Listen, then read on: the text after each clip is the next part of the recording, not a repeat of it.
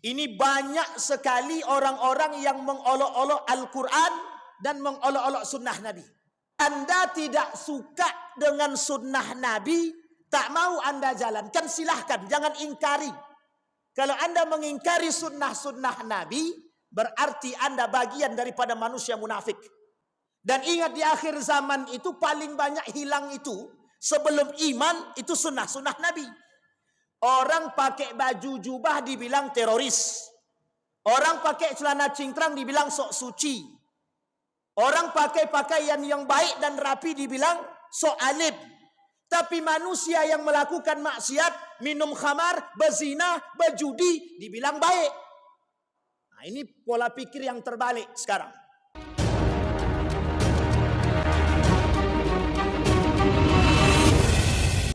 A'udzu billahi minasyaitonir rajim. Bismillahirrahmanirrahim. Assalamualaikum warahmatullahi wabarakatuh. Alhamdulillahi rabbil alamin wa bihi nasta'inu ala umurid dunya waddin, wassalatu wassalamu ala asyrafil anbiya'i wal mursalin wa ala alihi wa sahbihi ajma'in.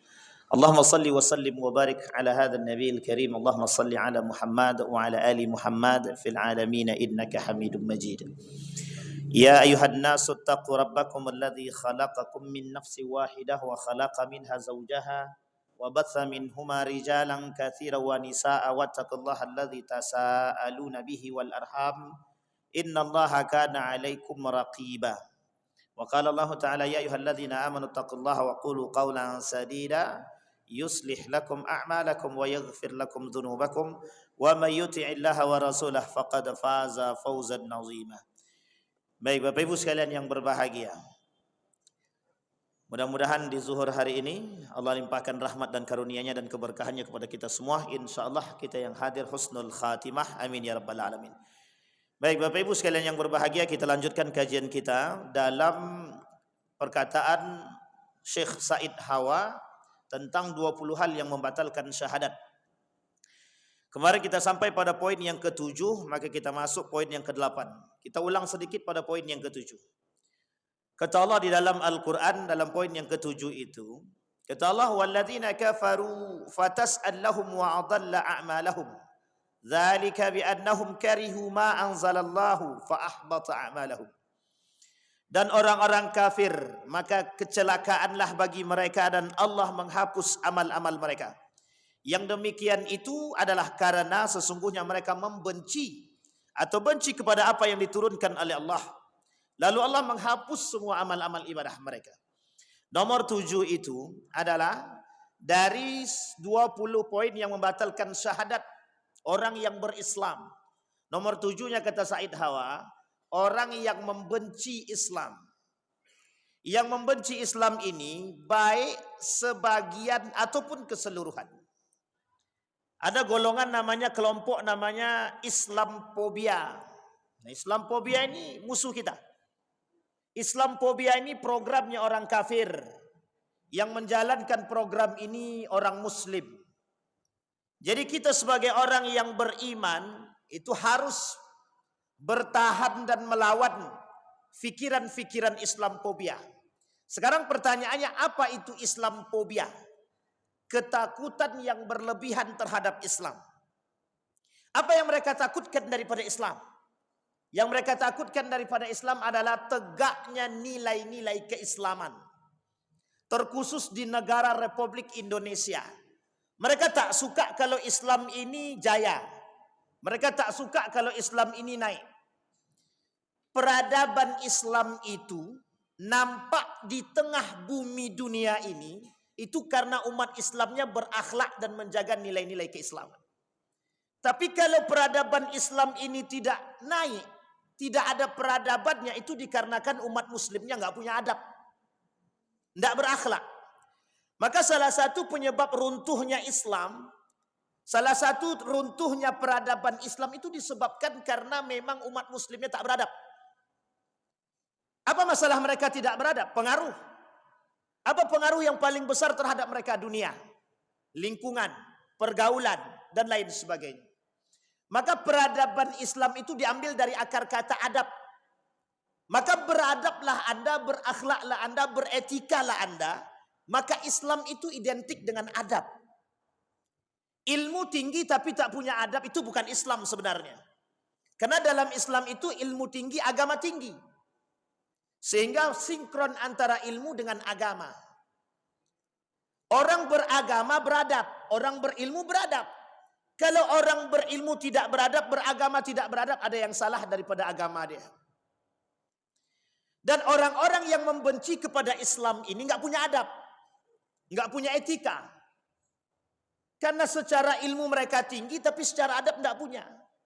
Karena mereka benci. Salah satu keinginan Donald Trump itu adalah Islamic phobia atau Islamophobia. Anti-Islam.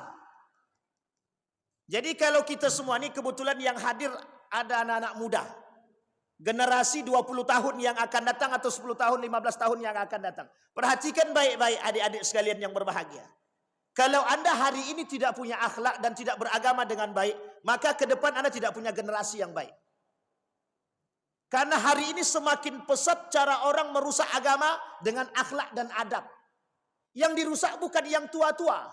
Yang dirusak itu yang muda-muda. Kenapa begitu? Karena yang paling mudah merusak itu yang muda-muda. Sehingga muda-muda ini, kalau tak punya kekuatan iman, kalau tak punya adab yang baik, tak punya akhlak yang baik, tak cinta kepada Nabi, tak cinta kepada agamanya, tak cinta kepada Rasulnya, tak cinta kepada nilai-nilai agama, wah ini muskilah itu, rusak. Maka ini kebetulan ada generasi muda. Jadi bangga pula kita. Senang kita melihat generasi-generasi yang qalbuhu mu'allaq bil masajid. Satu kelak yang akan mendapatkan naungan di hari kiamat. Ini pemuda-pemuda yang seperti ini, yang hatinya terikat dengan masjid. InsyaAllah, mudah-mudahan husnul khatimah. Tidak ada yang aminkan. Itu masalah tuh. Baik, Bapak Ibu sekalian yang berbahagia, kembali kepada poin tadi. Apa maksud, apa tujuan daripada Islamophobia? Tujuan daripada Islamophobia, mereka ingin menghancurkan Islam dan gak pengen Islam itu ada. Dan mereka gak ingin kalau Islam itu berjaya. Dulu Islam pernah jaya, Golden Age of Islam, masa keemasan Islam. Tepatnya setelah runtuh Turki Utsmani. Itu masa sebelum runtuh Turki Utsmani sampai masa baginda Nabi Muhammad SAW, Islam paling berjaya. Tapi setelah itu naik Kemal Atatürk, sekulerisasi, menjauhkan agama daripada akhlak, menjauhkan agama dari pendidikan, politik dan lain sebagainya. Ini yang terjadi hari ini. Namanya sekulerisasi. Terhadap siapa? Terhadap umat-umat muslim. Bukan hanya orang-orang non-muslim, tapi seluruhnya. Maka kita sebagai orang yang beriman wajib mempertahankan peradaban Islam. Terkhusus bagi generasi-generasi 20 tahun yang akan datang. Masa depan Anda. Wajib bagi kita mempertahankan masa depan kita. Nah, jangan sampai kebencian itu tertanam masuk dalam diri orang-orang Islam. Orang Islam yang benci kepada Islam namanya munafik. Orang munafik seperti ini, itu yang menyebab rusaknya Islam. Jadi runtuhnya Islam hanya karena kenifakan mereka. Nah, ma'asyiral muslimin rahimakumullah. Ini penting untuk kita renungkan. Kata Allah, ada orang-orang yang memang membenci dengan apa yang Allah turunkan. Apa contohnya? Kebencian mereka terhadap apa yang Allah turunkan. Syariat Allah. Allah kata riba haram. Yang main riba makin banyak. Bunga bank tu kata majlis ulama haram. Yang main bunga bank makin banyak, bukan makin sedikit. Narkoba tu haram. Bagian daripada yang memabukkan, yang main banyak. Ini unik. Minuman keras haram, memabukkan. Tapi yang main banyak, yang minum banyak. Pertanyaannya, apakah yang minum itu tidak punya akal? Apakah yang minum tidak punya iman? Ya karena memang mereka tidak punya iman. Dan ini persoalan. Mereka memakan hal yang haram. Itu melanggar daripada syariat. Dan mereka tidak suka dengan syariat-syariat tersebut. Kata Allah di dalam Al-Quran, jangan kalian nikahi wanita yang beda agama atau laki-laki yang beda agama dinikahi juga. Nah, ini di poin penting. Orang-orangnya. Nah, apa kata mereka? Islam itu intoleran. Masih ingat betul dalam sejarah.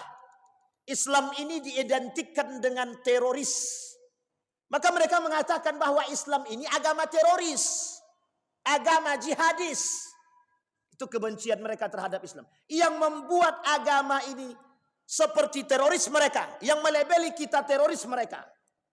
Jadi kalau kita sendiri yang sepakat dengan label tersebut, berarti kita termasuk yang merusakkan Islam. Itu yang ketujuh. Yang kedelapan, mencintai dunia melebihi akhirat. Kata Said Hawa, termasuk salah satu yang membatalkan syahadat. Orang-orang yang tak bersyukur dengan nikmatnya Allah yang Allah berikan kepada mereka. Dan mereka lebihkan dunia daripada akhiratnya. Dan ini penting.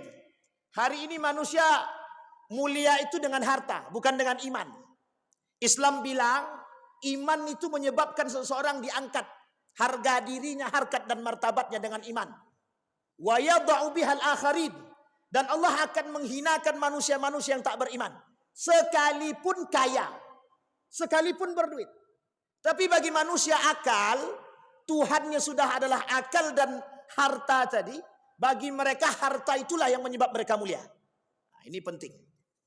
Itu yang ke-8. Sekarang yang ke-9. Kata Allah dalam Al-Quran. Yahdharul munafiquna an tunazzala alaihim suratun tunabbi'uhum bima fi qulubihim. Qul istuhzi'a. Kalimat ini Allah sebutkan dalam Al-Quran. Ada orang-orang yang mengolok-olok Al-Quran dan sunnah-sunnah Nabi. Ini banyak. Ini banyak sekali orang-orang yang mengolok-olok Al-Quran dan mengolok-olok sunnah Nabi. Ini kita ambil contoh. Ini kita kasih tahu kepada kita semua. Anda tidak suka dengan sunnah Nabi, tak mau Anda jalankan, silahkan, jangan ingkari. Kalau Anda mengingkari sunnah-sunnah Nabi, berarti Anda bagian daripada manusia munafik. Kalau Anda mengingkari sunnah-sunnah Nabi, awas terjerumus dalam kekufuran. Orang bilang cadar itu sunnah. Jangan bilang tidak sunnah. Orang bilang poligami itu sunnah. Jangan bilang tidak sunnah. Dan ingat di akhir zaman itu paling banyak hilang itu. Sebelum iman itu sunnah-sunnah Nabi. Orang pakai baju jubah dibilang teroris. Orang pakai celana cingkrang dibilang sok suci. Orang pakai pakaian yang baik dan rapi dibilang sok alim. Tapi manusia yang melakukan maksiat, minum khamar, berzina, berjudi, dibilang baik. Nah, ini pola pikir yang terbalik sekarang. Di tengah umat manusia. Begitu mudahnya mereka merusak pola pikir kita dengan membalikkan fakta. Apa kata mereka? Orang yang berjudi, bermaksiat, kelak mereka akan menemukan titik temu kebaikan. Orang maksiat dipuji. Orang beribadah kepada Allah dilecehkan. Coba bayangkan. Coba kita fikirkan sederhana. Kenapa Allah turunkan azab COVID kepada kita? Cobaan wabah COVID. Itu karena salah satunya. Karena kita menghina orang yang bercadar. Sehingga seketika dikasih COVID. Semua bercadar. Baik laki-laki maupun perempuan bercadar semua. Justru kalau tidak bercadar.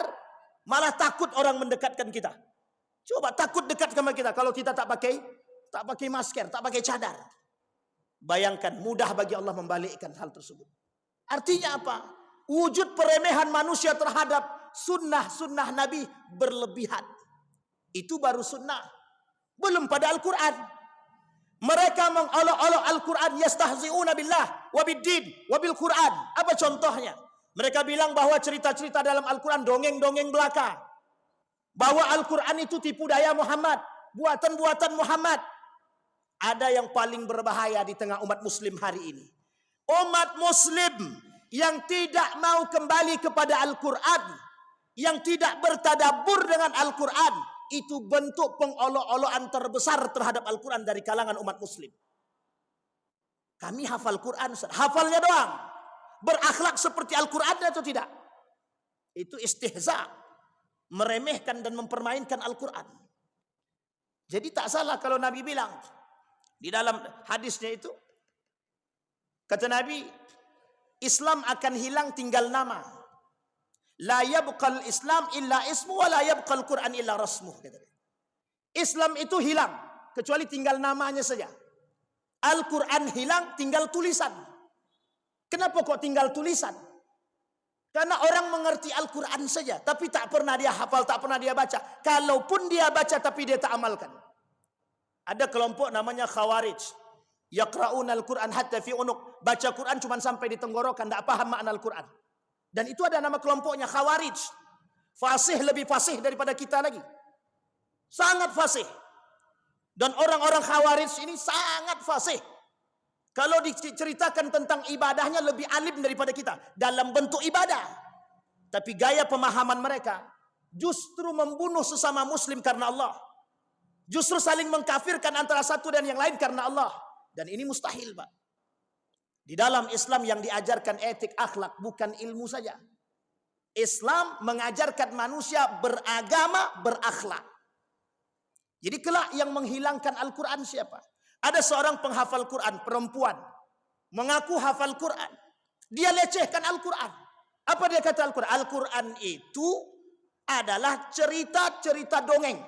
Al-Quran itu buatan-buatan Muhammad. Apa kata dia? Bahwa Al-Quran ini tak ada pentingnya menjadi penghafal Quran. Orang yang menghafal Quran itu kata mereka, itu tingkat IQ terendah dalam tingkat keilmuan. Coba bayangkan. Profesor Dr. Haji Yunahar Ilyas yang bukunya saya kutip hari ini. Apa kata beliau?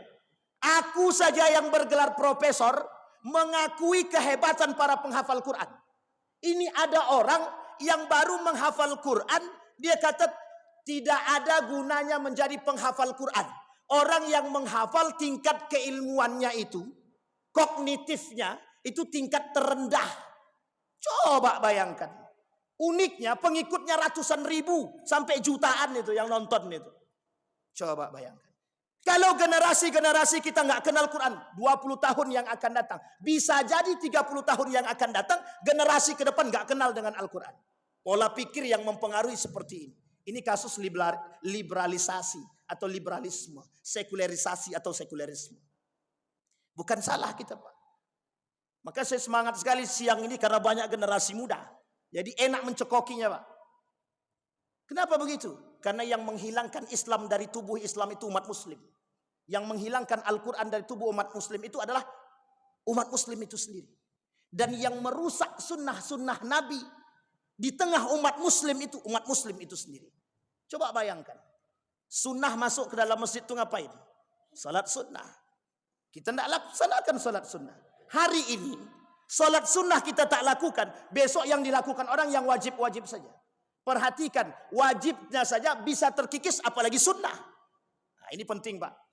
Kenapa saya katakan demikian? Karena begitu faktanya, Pak. Betapa mudahnya orang melupakan sunnah-sunnah Nabi. Masuk masjid kaki kanan, masuk kamar mandi kaki apa, dan ada sunnahnya, ada doanya, ada.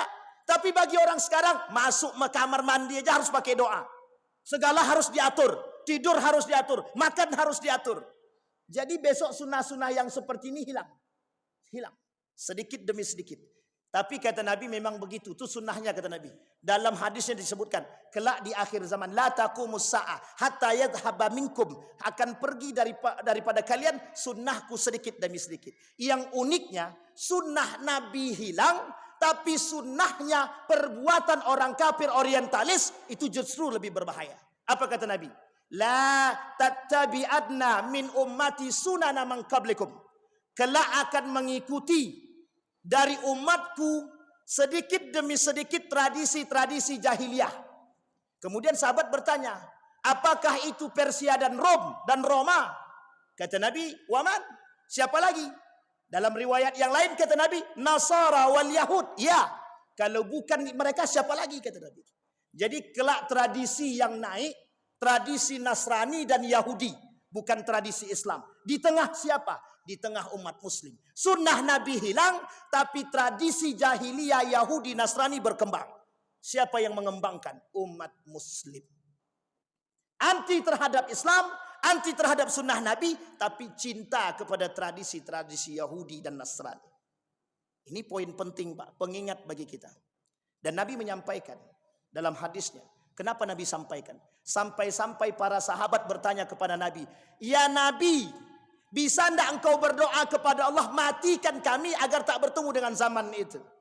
Kata Nabi, kalian tenang, kalian tidak akan ketemu. Yang ketemu itu setelah kalian. Inilah yang disebut dengan akhir zaman. Orang yang tidak suka dengan sunnah-sunnah Nabi, tapi mereka meninggikan sunnah-sunnah yang lain. Apa sunnah yang lain? Tradisi jahiliyah, tradisi Nasrani. Mudah-mudahan bermanfaat, yang bisa kita ambil petik dan bisa kita jadikan pedoman dalam kehidupan untuk mempertahankan akidah dan mempertahankan sunnah-sunnah baginda Nabi Muhammad sallallahu alaihi wasallam. Fa'tabiru ya ulil absar la'allakum tuflihun. Assalamualaikum warahmatullahi wabarakatuh.